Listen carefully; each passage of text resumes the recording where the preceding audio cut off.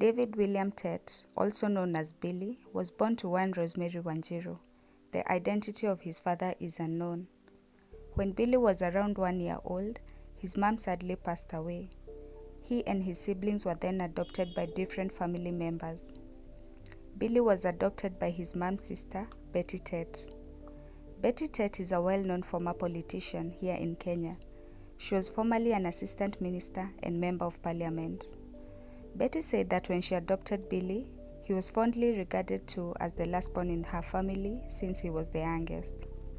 She and her husband William Tett felt the need to overcompensate on how they treated him due to the circumstances of his past, that is his mom dying when he was so young.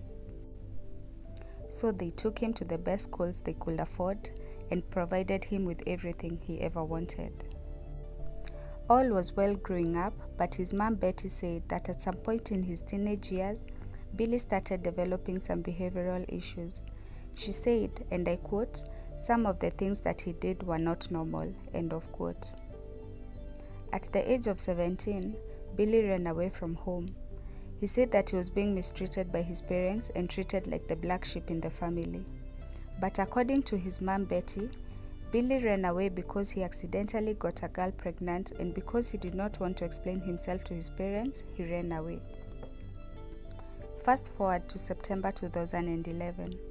A now grown-up Billy was living with his girlfriend. On the morning of September 6, 2011, Billy was driving his girlfriend to work at the airport. He noticed that his car radio was not working and decided to go into town to get it fixed after dropping off his girlfriend. On the way to Park Sound, which is where he was going to get the radio fixed, a car overtook him at full speed, then came to a complete stop in front of him, blocking him. 3 men then jumped out of the car and ran towards him. They angrily knocked on his window, ordering him to open the car door. In fear of his life, he opened the car and one of the men pulled him out.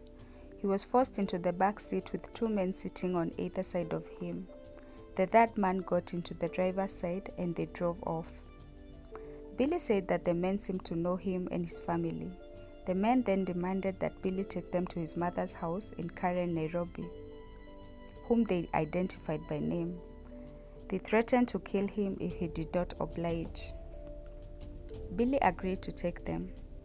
When they were just a short distance away, the men forced Billy to drive.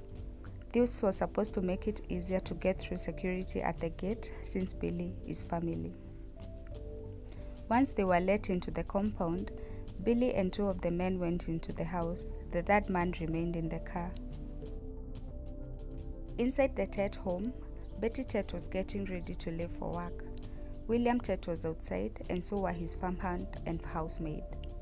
Presumably someone had notified Mr. William that his son Billy was in the house, because Billy said that William came in shouting and screaming at him, demanding to be paid back his money that Billy owed him. Then when William saw the 2 men beside Billy, he questioned who they were, and Billy said they were his friends. It was at this point that one of the men pulled out a gun and pointed it at Mr. William. He ordered him to get on the ground and he tied his hands behind his back. Billy was also forced onto the ground, but he wasn't bound or tied up. The other man went outside, and Billy said that he saw him push both the farmhand and housemaid, who was identified as Catherine, into the house. He then pushed the farmhand onto the floor before slapping and throwing Catherine onto the floor. The man also attempted to stab Catherine with a knife, but Billy intervened. As everyone was now laying on the floor, the man with the gun began violently demanding that Mr. Tett tell him where the money was. Mr. William directed them to a room where they found and took his wallet, 2 cell phones, and ATM cards that were inside his wallet. They also took 1,000 shillings in cash. As they left, they forced Billy to go with them. This time, they put Billy in the boot of his car. While he was in the boot, he heard 2 people speaking to each other, saying that they needed to go back inside the house because they had forgotten something. Suddenly, he heard gunshots and the car sped off, with him still locked in the boot. A while later, the car stopped and everything went silent. Minutes later, Billy said that he heard a man asking in Kiswahili what that car was doing there. Billy started shouting and banging on the roof of the boot, hoping that the man would hear him. Luckily, the man did, and he was saved. He was still in a state of shock and kept hoping that his father was okay on account of the gunshots he had heard earlier. That was Billy's side of the story. His father, Mr. William Tett, and his housemaid Catherine told a very different story. Mr. Tett said that Billy was actually the leader of the two men that robbed him. He said that Billy kept demanding that he give him money and property. Then, after the robbery, Billy and the men left together. Now, it's been said by both Betty and William that Billy was always greedy and had always wanted access to the family's property by any means necessary. Catherine, the housemaid, said the same thing as William. She said that as William's hands were being tied behind his back, he kept asking his son Billy why he was robbing him, to which Billy responded, "I want property." After they were done with the robbery, she said that Billy and the men left together. At no point was Billy threatened at gunpoint or forced to the floor. She said he was a willing participant, if not the actual leader of the group. He's the one who called the shots the whole time. Someone in the Tett household must have called police because as the men were leaving, two police officers that were responding to the incident saw them and noticed that one of the men was holding a gun. Without hesitation, the officers shot at the men and killed them instantly. The car Billy was in sped off. An investigation soon began, and I guess Billy's car was towed at some point and taken to the police station because days later, he and his girlfriend will go to the police station to get it. By the time Billy went to get his car, the victims in the case, that is Mr. William, the farmhand, and Catherine, had already made their statements to police, identifying Billy as one of the three men that robbed them. So when Billy got there, both him and his girlfriend were questioned about the incident. Police decided that his story did not make sense, and both he and his girlfriend were arrested. His girlfriend was released after 2 days, but Billy was not so lucky. He was charged with 3 counts of robbery with violence and remanded at the Community Maximum Prison.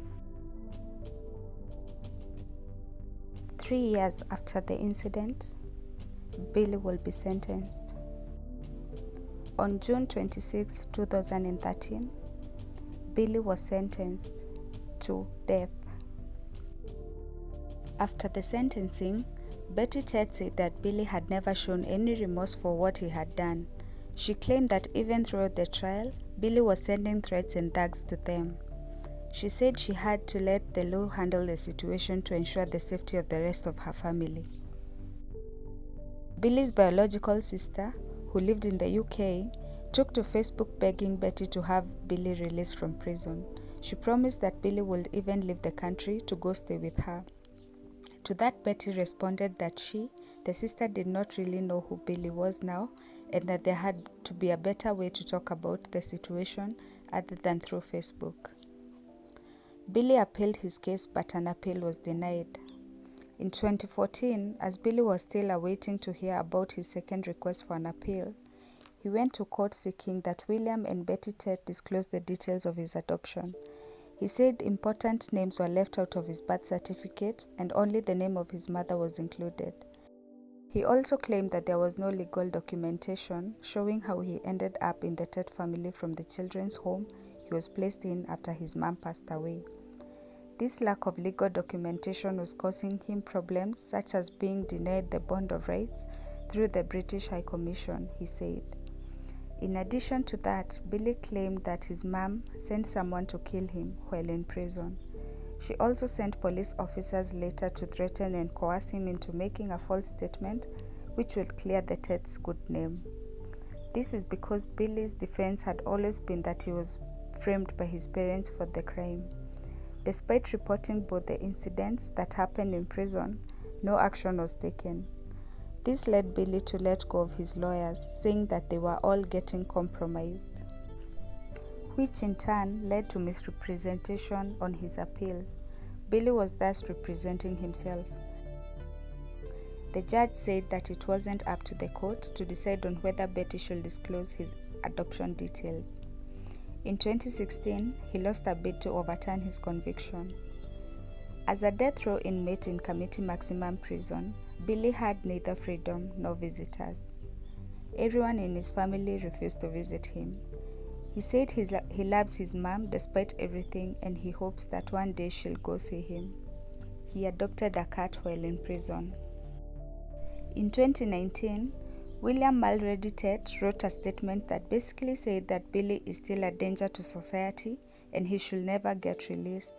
William wrote this statement after Billy had requested for another appeal. Billy, who had no lawyer and was representing himself, said that he did not believe the statement was written by his father, Mr. William. So the judge summoned both Betty and William to court to confirm that it was indeed William Tett who had written the statement, which they did. To date, Billy still hopes that his family, especially his mom, will one day visit him in prison. He also still maintains his innocence, claiming he was framed by his parents.